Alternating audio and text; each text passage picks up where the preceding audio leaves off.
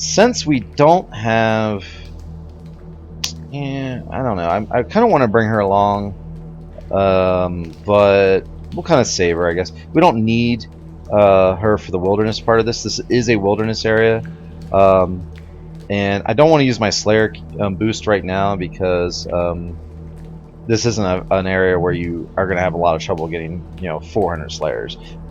So it's not a big deal.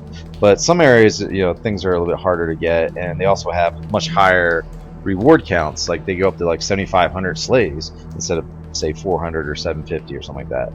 Anyway, let's go ahead and we'll probably save this as well. There are some shrines in here, but I don't want to use up our Dragon Marks of Passage quite yet. So let's just go and take this normal. What's cool is the smell of sewage permeates the air around you. I really don't need this in here anymore, so we can pull those out. I was just thinking, like, we don't really need to have those in there because we can just wear that. We don't need to use this because we have a ring now. It's all the time Featherfall. So that's. I'm also curious too. Before we talk to this guy, I'm also curious to see if some of the lag goes away because we have Featherfall. Because when you're Featherfalling, and I'm shooting and doing my animations, see, Featherfall is a slower fall, and I think what happens is the games kind of build around that because it kind of expects people to have that. It's almost like a necessary item. Voices up ahead. So it's one of those things like we'll see. Maybe we'll get a little less lag because of the animation. The animation lag is what I'm talking about. We were getting some weird things where we're shooting our arrows and running around, and we weren't seeing dice rolls happening for our animations at all. Hunting kobolds, are you? Just remember the guard won't charge down here if you get in over your head. What is this place? It's a sewer! Alright, so, yeah, he basically just talks. It's like, I'm looking for guard Timber. He came through, didn't even stop to say hello. The bastard. I didn't see which direction he went, but you can ask Private Jake further in. Okay. Anyway, basically, these are just guys that are just here for the flavor. It's not really these aren't. So we're gonna ask him about guard Timber. Ran through here. He headed north, which obviously is north. Hey, another cool thing about this area, get used to this map because this map is used in other quests. At least invaders, but I think it's used in a couple more than just invaders. Hiding in plain sight is nearby here. They call it hips for short. Alright. Well, we did get an animation lag there, but I'm not sure exactly if that was just because that door was closing or what. Yeah, I think it's just the nature of archery in this game now. I think they've kind of, somewhere down the line, things kind of got laggy with using the bow. As you can see, I'm firing sometimes, and it takes a while for it to hit. A putrid stench comes from the other side of the door. Okay, that's one of the rares. It's one of those things you always check when you come down here because it's right here. So it's easy XP, but it's also easy. It's an easy chest. And I am so sorry for killing a brother the troglodyte, but you think this is bad? Wait until we get to. There's a troglodyte quest coming up that's basically all troglodytes, the whole dungeon, and it's a tough one. It's a tough quest. They a lot of casters, a lot of magic missiles and things like that. So, and as I said, it's pretty easy to get the Slayers here. Anyway, enough of the tutorial stuff.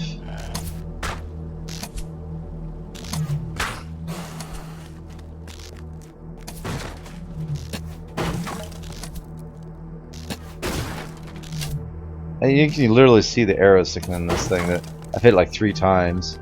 And that might be too, like, it might be a thing where with arrows in this game, when you're shooting breakables, they don't always break. You have to hit it a few times or something. Not every time, maybe it's 1 out of every 3. There's a reason I came up here. This is like a little rare spot. A rare can spawn here. Some of the rares in this area, by the way, have 2 spawn spots.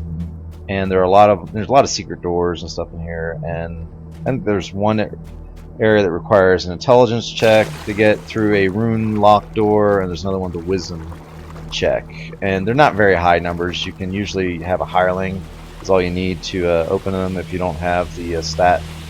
So the one we're going to be low on obviously is probably wisdom, but we're not that low on it right now. I think we got a 14. We might be able to open it with a 14. Yeah.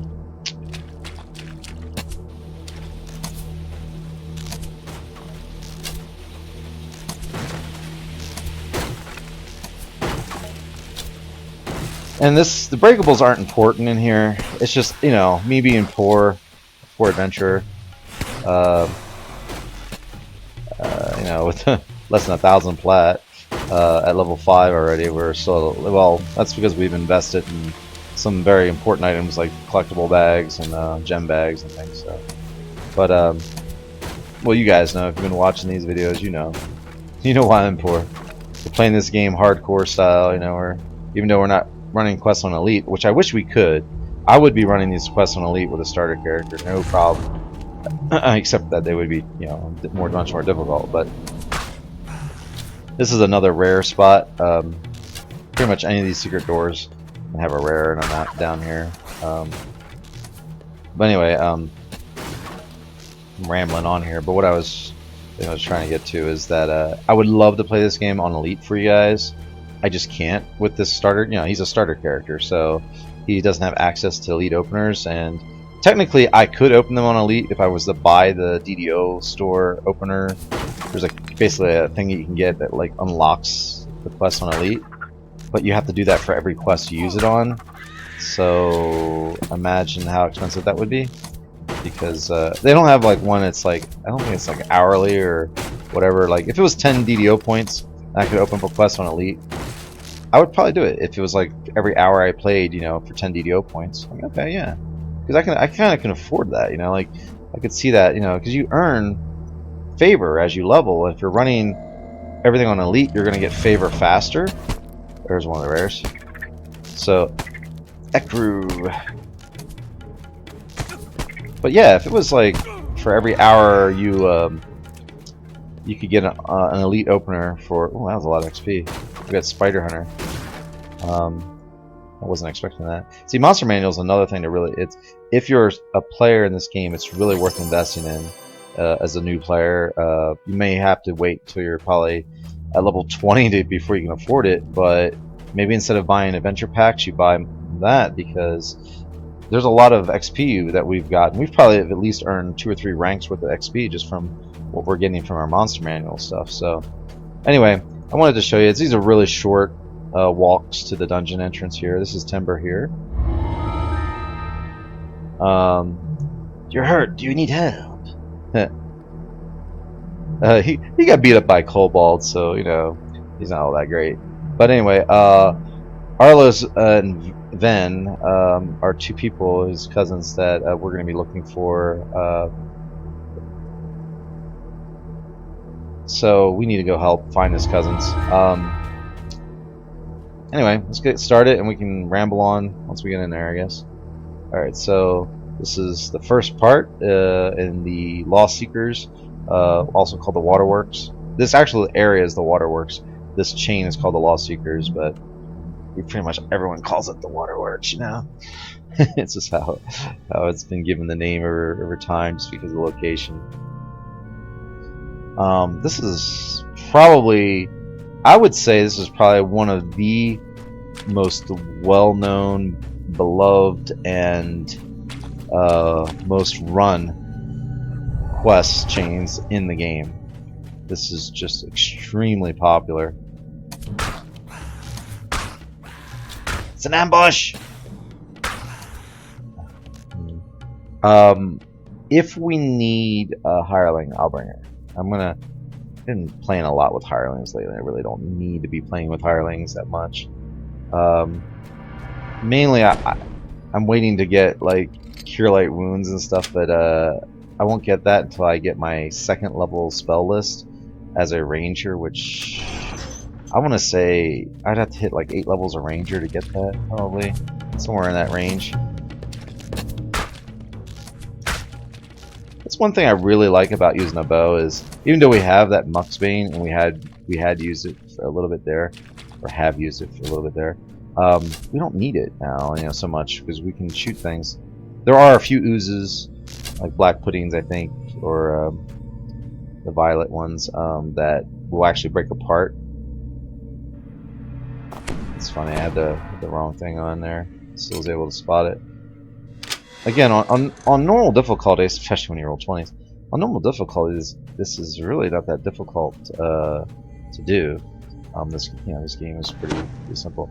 Now, there's a key that we can get to open this door, which we'll go ahead and just get the key. We'll save ourselves one of our thieves tools that way, and normally, you know, if you can pick it. It's a pretty high DC on it. I want to say probably like 40 or so. It's not impossible even at this level to do. You know, just be aware that even if you think you're a pretty good rogue, and you might not be able to pick that lock. Although it'd be worth trying just to, you know, since we have masterwork tools. And here's another good reason to have a bow. Being a ranged character has this. I'll tell you what, I'm gonna go ahead and give it just one try, just to see if we can get an idea what the. See, it's a failure on a 16 roll. But that's why I kind of wanted to show you. That was a 31 total, so it's obviously DC's higher than 31. But again, I like, and it's good to like just kind of wait here for a moment and look. You know, you can pick guys off from a really long distance with a ranger type character. You know, artificers are also good range characters. I personally don't like artificers at all in this game. I know some people, you know, it's their favorite class, and I'm not picking on you guys that really like those classes, but things to me that don't fit a medieval fantasy world are like airships. I mean, but I want to have a guild, so I kind of have to be stuck with it. I wish there was like an option to have like just a castle or a guild hall in a town. You hear a loud chorus of snoring creatures behind the door. Warforged is another thing I don't like. I just pretty much detest those, just because I see them as golems or constructs, which they are really, and they are constructs. So they're kind of like the Lieutenant Commander Datas. They're artificial intelligence that are created, but they think they're sentient and whatever. It just in a medieval fantasy setting, it just doesn't make a whole lot of sense. I mean, we don't have that even in the 21st century. So how would you have it in a world that's set in swords and sorcery? And you know, I mean, as a magical automaton maybe, but as a playable race, I don't see them being very common. They'd be super expensive to make, and it's just, I know there's a whole story with the Warforged and the Lord of Blades and all that stuff. I understand that, but it's just kind of meh. I just don't like it. I'm a Greyhawk guy. I'm a Forgotten Realms kind of guy. Lord of the Rings, Tolkien, Middle Earth kind of guy. When it comes to like fantasy settings, I don't mind some fantasy settings, you know, like even like Dark Sun and stuff. But for some reason, Eberron just isn't my. It doesn't gel well with me, or jive well with me, I guess. And then the other thing with artificers is they have these repeating crossbows and these rune arms. So they have like this super powerful kind of like pulsating force weapon in their left hand, and in their right hand they have a repeating crossbow. They can summon a dog, an adamantine like metal dog. It's kind of like their pet. It's not just a summon animal. I mean, they can summon on top of having it. It's basically another character. It's like having a hireling that's permanently, you know, part of their character. And on top of all of that, they can cast spells like Blade Barrier, which is a divine spell. And I believe Gary Gygax or whoever it was that designed that in the original Dungeons & Dragons came up with the idea of that, was inspired by Blade Barrier, was to be like the swords that guarded the Garden of Eden. So it has this very divine kind of biblical connotation to it. And for an artificer to be able to cast that spell just seems kind of silly to me. Anyway, another ambush here. That's why I was rambling on, because I knew there was going to be a lot of combat here and I didn't want to get sidetracked too much. But, you know, that's my taste. You know, I'm sure it offends some people and they're like, why don't you like it? It's like, look, that's just me.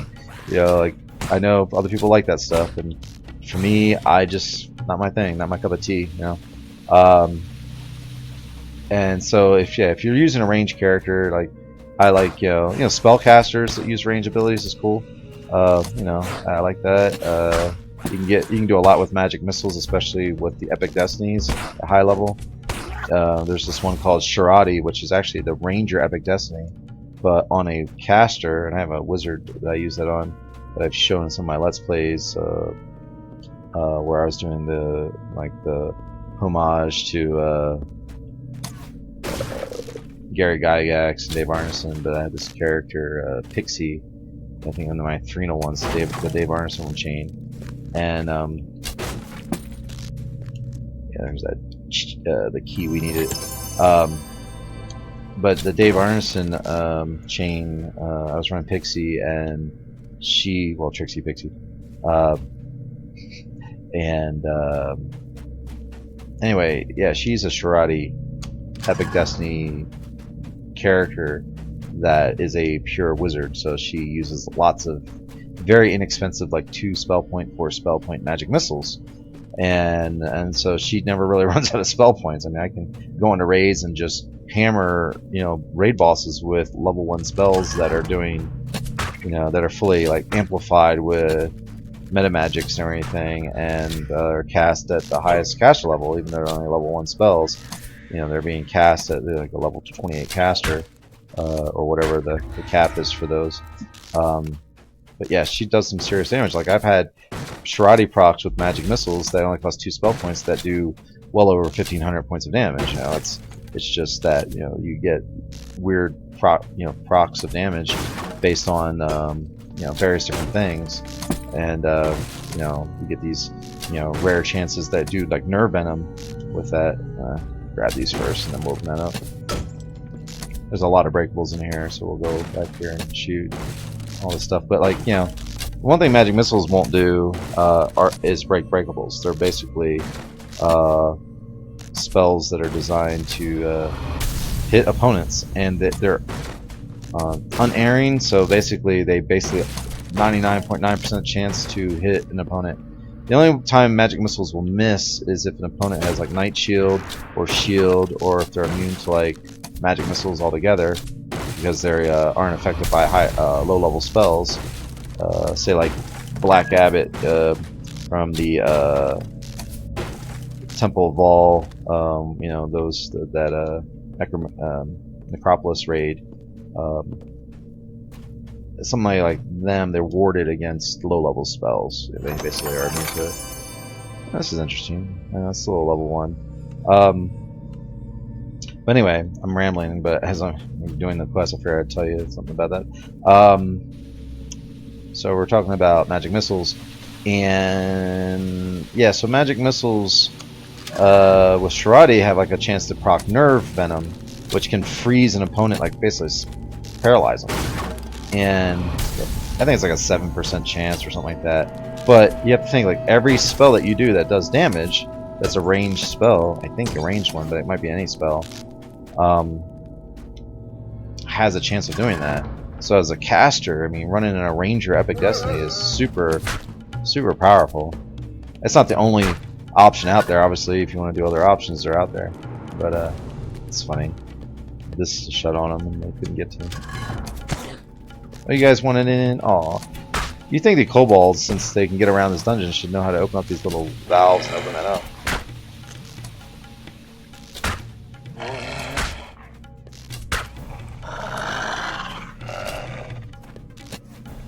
So there's a little lag there.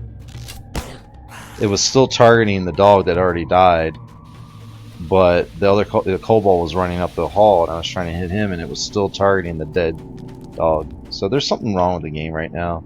I don't know if DDO Turbine is aware of that, but with range combat, there's definitely something wrong.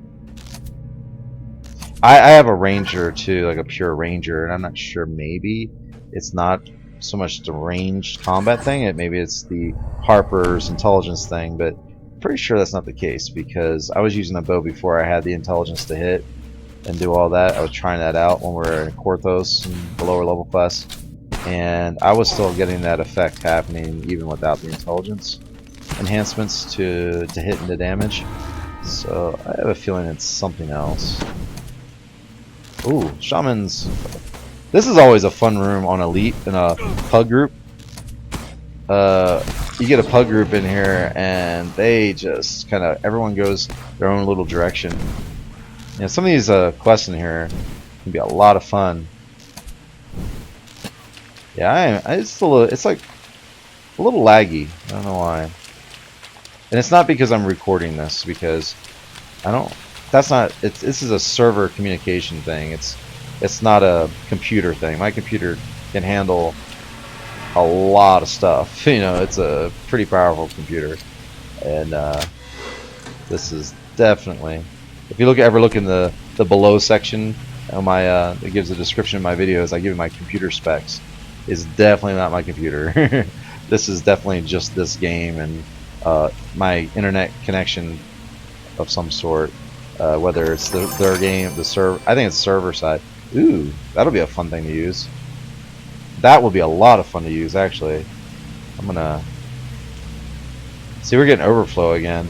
We're getting see, I have most of these. I should have done that. I forgot. Where this is a harbor quest, so the things that are dropping here are gonna be harbor related collectibles, and they're gonna fill up my inventory pretty quick, because this is basically House J and House P and House D. There are a little bit of harbor things in here that filled in initially because this wasn't a full bag. But House K, D, and J are in here, and I think House P and the Marketplace are in here. So, you know, I got the extra cargo space, we'll call it. But sadly, even though I have that extra space, you know, we have a few issues. Alright, so there's another chest here. And I got my goodies on. I want to just double check, you know, do a little run around. By the way, I really like these little Kobold icon, you know, totems or whatever. These things are just cool looking. This kind of reminding me of the Argonian type thing. I was just looking to see if there's any traps. Looks like we're clear.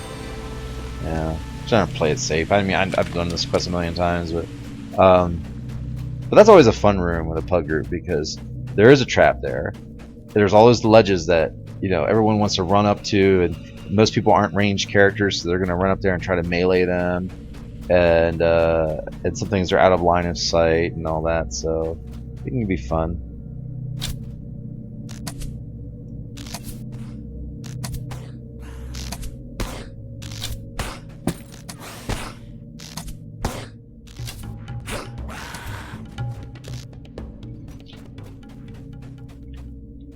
Kind of like a little thing I generally do is look behind those little pillars that are on the alcoves on the sides. You there. hear an arrogant and loud yipping voice behind the door.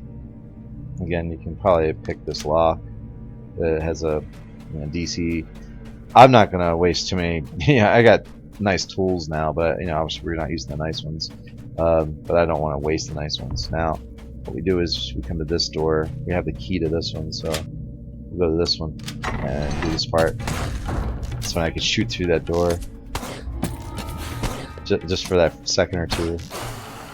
Oh, we got Kobold Hunter. See, there's what that's 1600 experience points, and that's just the ones I've been paying attention to today. But that's 1600 right now, just from Monster Manual. I mean, there's some quests that we're running that are giving us only 1600 XP. You know, or right around there, maybe just a little over 2,000. So we just basically got a quest worth of XP. Lapis Lazulis, or Lazulis. I remember Jerry Hulkins pronouncing it as Lazulis in one of those DDO or D&D packs. Chief Ichik. Chief Ichik's key. Alright, so we're getting really low on our goodies here, so I'm gonna go ahead and use the shrine. I want to check my inventory space too. Yeah, I guess we're doing alright. We've got 1, 2, 3, 4, 5. We got 20 spaces still, so we might be able to run both these. I'm gonna have to redo my bags between part 2 and part 3 most likely. That'll be a good time to do it too, because Quest 1 and 2 of this chain are in one location in the waterworks, and Quest 3 and 4 are in a different location in the waterworks. So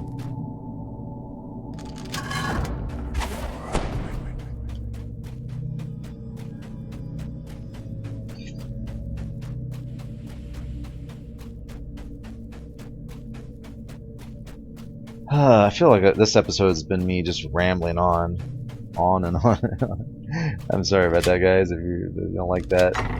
But there's just a lot of stuff to talk about. I mean, these quests aren't that difficult. On normal, they're pretty darn easy, which I knew was going to be the case. But on Elite, they're making me challenging, especially by yourself. You know, you have. It just depends on your build and the style of character and your gear. Mainly, I would say your gear probably more than anything. Your playing style and your gear really determine how good you are at these quests. If you're well geared, it doesn't really matter so much your build so much, but if you have the right gear for the situation, like if you have the right potions, the right clickies, and stuff, you can get a lot of quests done that would normally cause a party to have trouble, and you're by yourself. You know. Also when we're running these solo, alright, there's a trap here, and we're detecting. But when you run these solo, the whole dungeon will scale depending on the amount of players and hirelings in play. So something to think about. By the way, you got to be. This is one of those traps too. When you come into the pug group, oh, it's a fun one. Especially before, like for me, this one would have hurt really bad because it is a fire trap. Again, we're on normal, so it's not too bad, but it would have hurt because I don't have a whole lot of fire resistance items. I do have this 10, you know, these bracers with the 10 on them, but it's not, you know, it's not like a serious resistance against something that might do like 30 or 40 damage. It'll get rid of 10 points of that damage, that's it. But since they've come out with many years ago when they came out with the guild airships that have the resistance shrines on them, it's made this game, just that alone made this game so much easier. It's kind of one of those things they probably should have never put into the game, honestly, because it was kind of fun back in the day. When I first played this game, it was probably about a year and a half, 2 years after it came out, and there were no guild ships, and the level cap was 20, and when you went into a dungeon, you would have to have a bard or a cleric or someone that could buff you to do a dungeon properly, because otherwise you wouldn't have the resistances to handle the damage that you would be taking from, say, fire or acid traps or running through lava and things like that. Now it's just like no big deal. You get your ship buffs, boom, you just run through it all. So, you know, it does save the clerics and the healers and buffer types, you know, like bards. It does save them a lot of mana, spell points, and so they don't use their blue bar up when, you know, buffing everyone up every time you shrine, and it makes the quest faster to run. But it kind of takes away that challenge and that kind of grittiness that you got. Anyway, you know, hurt Big Chief, so he's kind of a. So I'm just gonna like intimidate him, like, you know, tell me where Alos and Ven are, and I'll spare you. Who that? Ichik not know what you talking about. There it is. Let's go ahead and intimidate him. I have a let's just check my intimidate though. It might not be high enough. That's 4 maybe. Try it. Yee, all right. Get a picture. So yeah, with a 4 skill check, it was enough. Where's Arlos? In prison. You go in, get him out. Guards try to stop you, maybe. Egypt can't help me. Alright. So we got that. And so now we've got 1 prisoner left. Or I'm sorry, 1 kobold left. You know, this one says slay 60 kobolds. That's, you know, like that last quest we were doing said slay 20 or whatever. A few quests back over there in Tangleroot.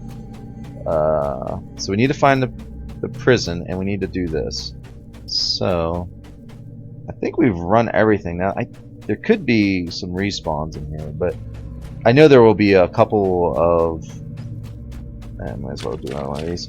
There will be a couple of more. I think we'll come across here before the quest ends. So we'll just go to the entrance or the exit, the entrance to the next quest.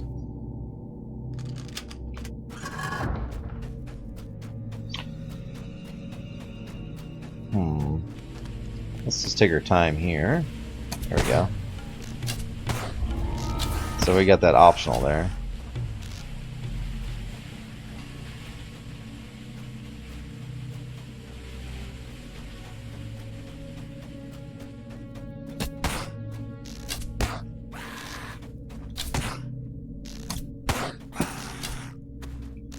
See that arrow shot at the dead body again. That's you know that's the second time I've noticed that in this quest, but I'm sure it's happened more than that. It's like, oh well. It's a little slow too. Like things are popping up on my screen like 2-3 seconds after I've looted it. The messages are coming up just kind of slowly. Whoa, whoa, spiders!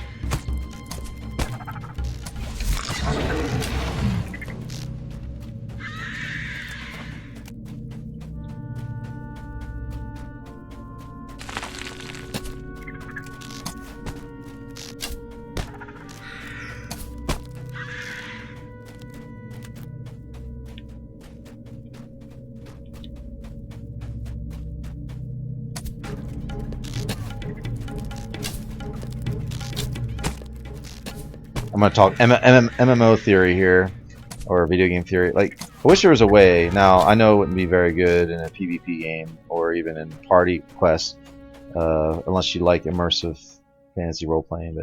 But first person, this game technically is doable. Like, I'm gonna scroll in here.